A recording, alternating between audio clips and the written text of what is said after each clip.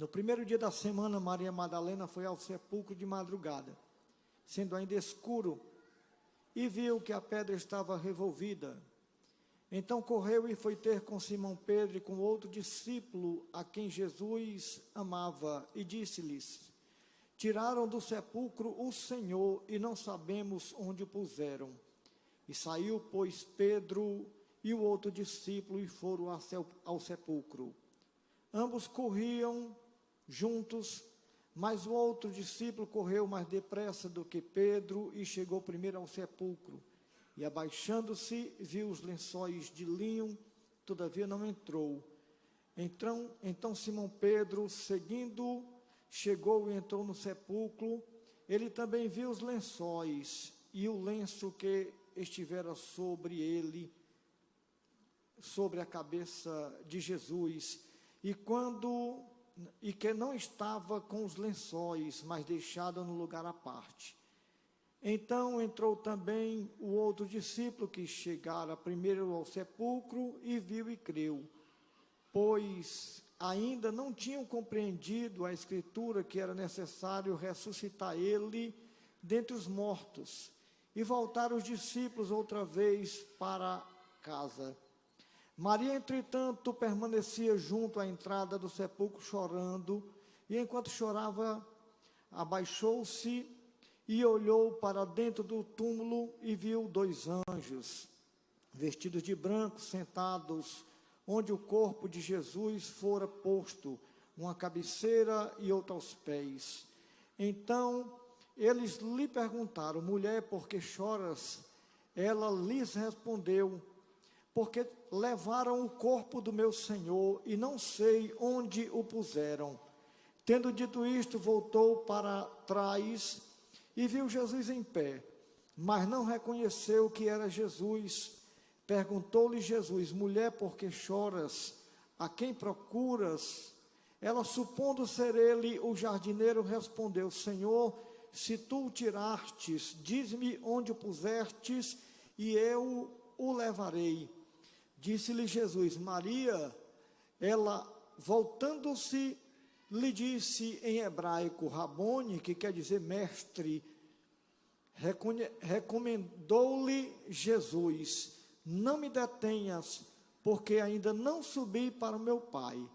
Vai ter com os meus irmãos e diz-lhes: subo para o meu Pai e vosso Pai, para o meu Deus e vosso Deus. Então saiu Maria Madalena, anunciando aos discípulos: vi o Senhor, e contava que ele lhe dissera estas coisas. Amém? Pedir licença aqui o pastor para tirar o microfone. Pode ser, pastor? Glórias a Deus. Meus amados irmãos, nós estamos vivendo uma geração em que 2 grandes enfermidades têm tomado de conta das pessoas. Mas por onde você anda, você escuta falar delas. É a TAG, transtorno de ansiedade generalizado, problema de ansiedade, e outra é a tal da depressão, quando a ansiedade evolui e vai bater na depressão. E essas enfermidades, elas causam uma dor na alma muito grande.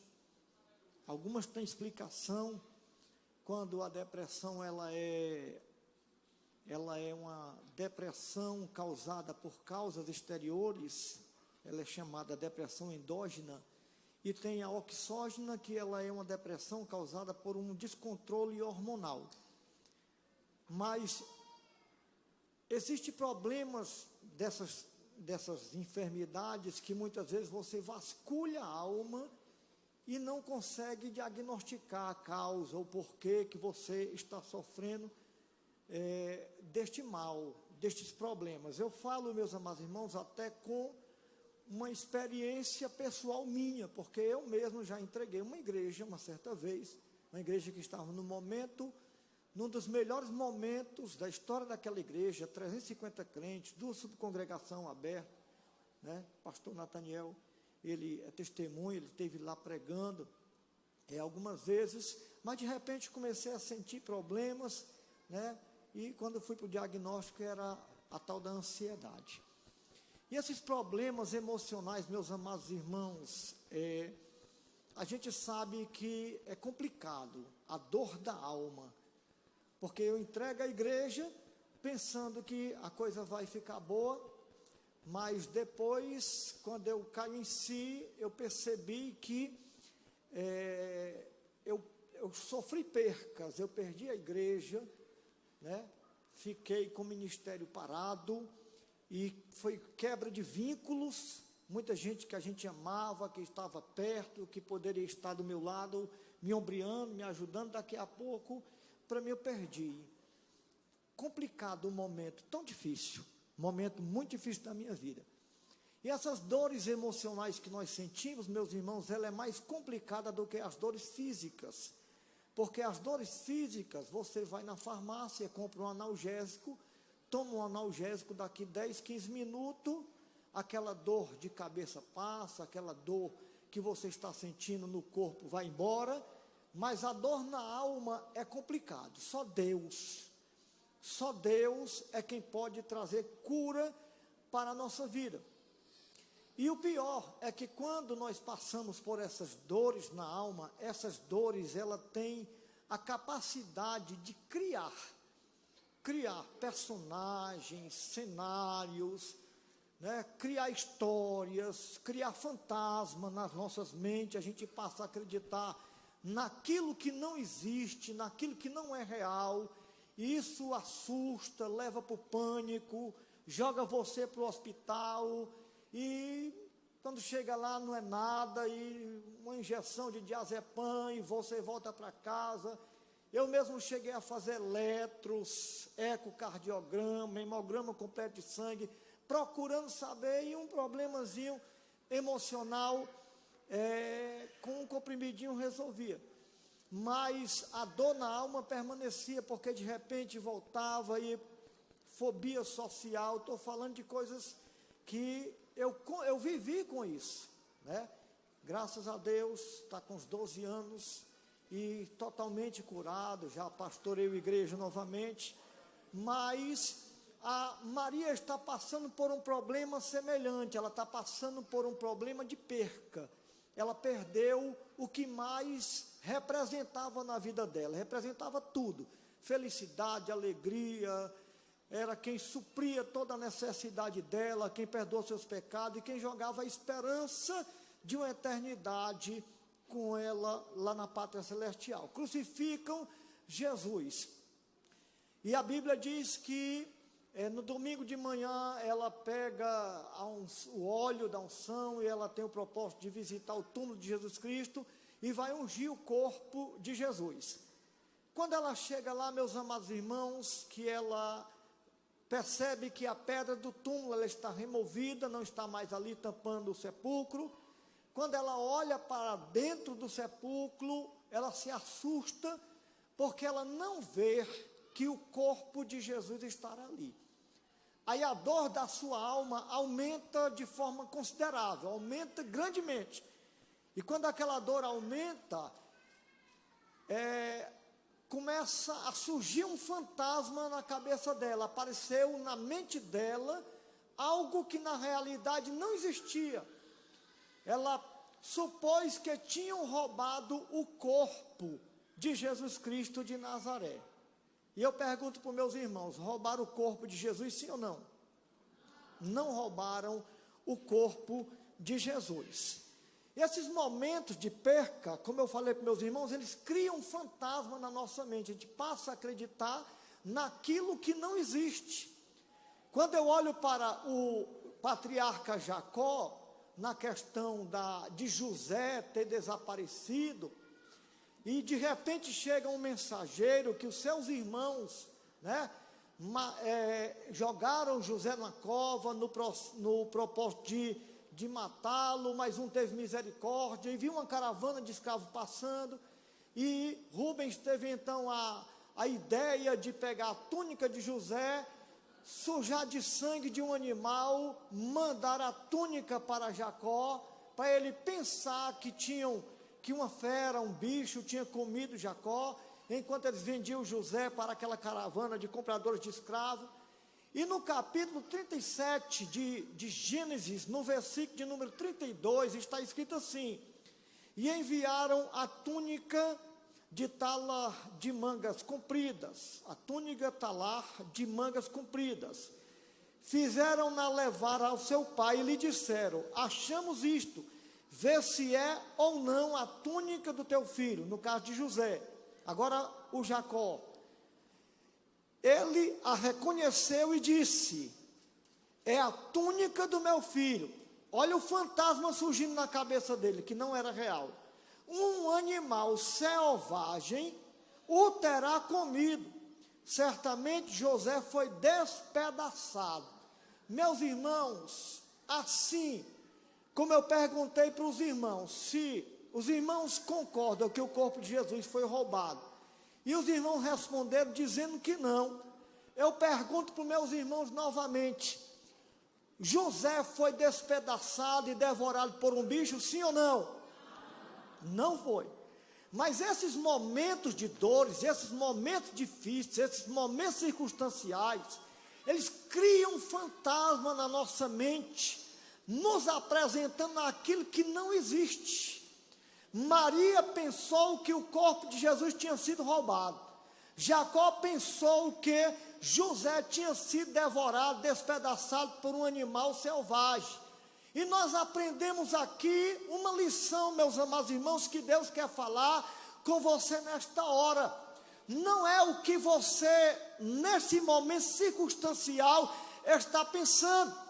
Isso que está se apresentando na tua mente aí, nesse momento difícil, de dor, que você está vivendo, Deus manda eu te dizer nesta noite que não é real. Não se assuste, não se espante, não é o teu fim. Não é câncer, não está acabado, não tem ponto final. Aleluia, não deixe a tua mente te enganar, não deixe Satanás dizer que está tudo perdido. Isso é fantasma que vai ser repreendido hoje pelo poder da palavra de Deus. Deus não quer ver você ansioso, deprimido, cabisbaixo, abatido. Deus quer que você recorde da promessa que Ele te fez. Ainda tem muito chão para você andar. Você ainda vai passear pela terra, vai viver a promessa de Deus, porque você não vive das ameaças do diabo e nem da tua mente. Ainda que Satanás e a circunstância esteja gritando para você que acabou, que tem um fantasma que vai te destruir, Deus fala para você nesta noite: não é verdade, você vai viver das minhas promessas. Louvado seja o nome de Jesus. Não é verdade. Se aquiete. Aquietai-vos e sabeis que eu sou Deus. Deus fala para você nesta noite aqui.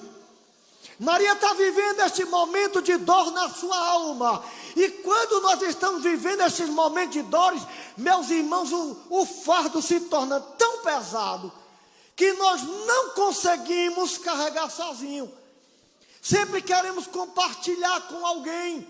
E Maria faz isso.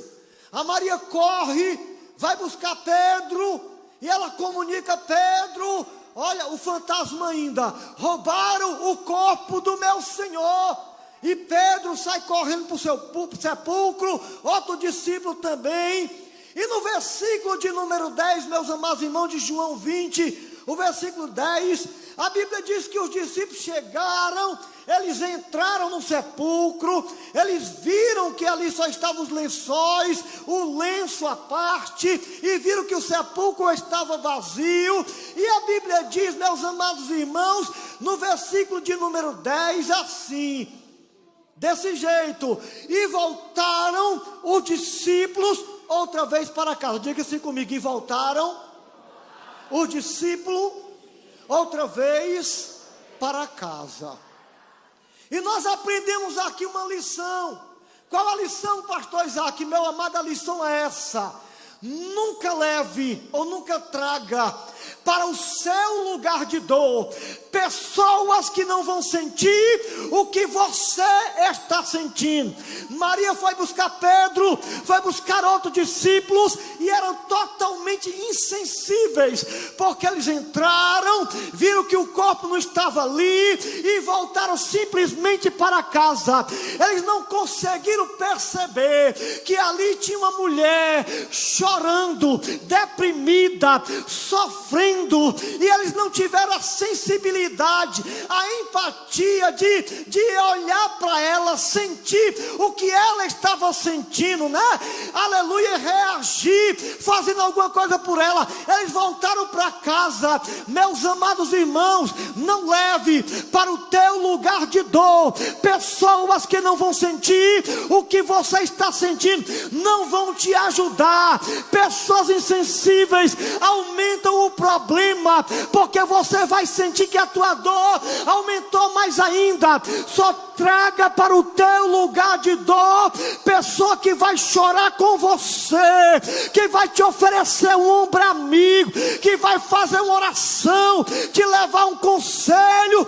Meu amado, seja criterioso na hora de comunicar da tua dor para alguém. Louvado seja o nome de Jesus, porque nós estamos vivendo tempos difíceis, que alguém, em vez de confidenciar alguma coisa que não pode ser pública, sabe, que você confiou, que você achou que ia guardar, daqui a pouco a pessoa joga no ventilador, está todo mundo sabendo, você não tem mais clima para estar na igreja, com vergonha de todo mundo, porque você trouxe para o teu lugar de dor pessoas que não sentem o que você sente. Infelizmente, chegamos nesses dias, aleluia, que as pessoas estão chorando com a nossa alegria e sorrindo com o nosso choro. Seja criterioso, meu amado. Nesta noite Deus está chamando a atenção de alguém. Só pessoas de oração, só mulheres que têm a marca no joelho, só o seu pastor, pessoas que realmente têm uma intimidade com Deus e vai sentir o que você está sentindo. Pessoas que têm empatia. Sabe o que é empatia? Empatia é você olhar para a pessoa, espelhar a dor dela, trazer para você e reagir, fazer alguma coisa. Então busque alguém assim, tá certo? Mas nunca leve para o teu lugar de dor pessoas que não vão sentir o que você está sentindo. Deus está te alertando para que a tua dor não aumente e evolua para um problema pior. Terceiro, meus amados irmãos, a Maria, ela está vivendo um momento difícil da sua vida. No versículo de número 11, os irmãos acompanhem comigo, por favor, coloque aí. No versículo 11, a Bíblia diz assim: Maria, entretanto, permanecia junto à entrada do túmulo, chorando. E enquanto chorava, abaixou-se e olhou para dentro do túmulo. Diga comigo: Maria está chorando, mas fica. Diga de novo: Maria está chorando, mas fica. Maria está chorando, mas fica. Ela está sentindo dor pela sua perca, mas fica. Ela não está vendo Jesus, mas fica. Ela está chorando, mas fica. E a vitória é para estes que, mesmo sentindo dor, mesmo sofrendo percas, mesmo chorando, não abandona Jesus. Fica ali, aleluia, chorando, mas fica. Aleluia, está sofrendo, mas fica. Não joga a toalha, não chuta o balde, não chuta o pau da barraca, não. Ele não desiste, ela não desiste. É o sangue dando no meio da canela, mas ela diz: Jesus, eu não abro mão de ti. O marido persegue, o filho dá trabalho, a mulher não compreende, o desemprego bateu na porta, a situação econômica está difícil, está chorando, mas fica. A vitória é para quem fica. Mesmo que você esteja chorando, permaneça na presença de Deus, porque daqui a pouco os céus vai bradar para a tua vida. Na barachemina yokomanahaya, Aleluia! Nós temos o costume, alguém até diz que o momento que o crente mais mente é quando ele canta. Porque nós temos o costume de cantar o hino assim, ó. Ainda que para te servir, Jesus, eu tenho que chorar, te servirei, porque comigo estarás. Sofrer contigo é bem melhor do que errar.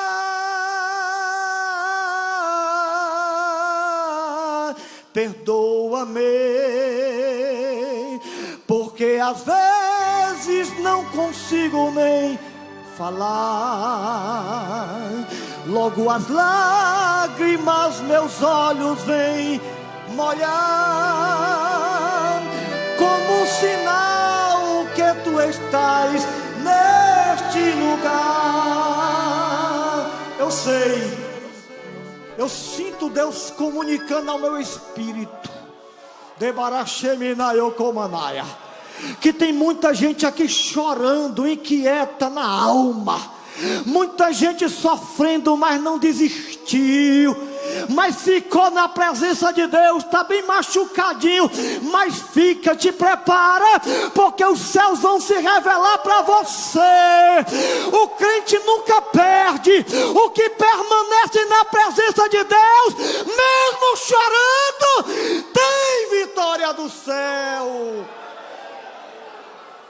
Quer ver? Versículo de número 12. A Maria está chorando, mas fica no 11. E ela se abaixa e olha para dentro do sepulcro chorando. E no versículo de número 12, a Bíblia diz que quando ela olha para dentro do sepulcro, diz assim, que ela viu 2 anjos vestidos de branco. Diga comigo, os céus só se mostra para quem fica.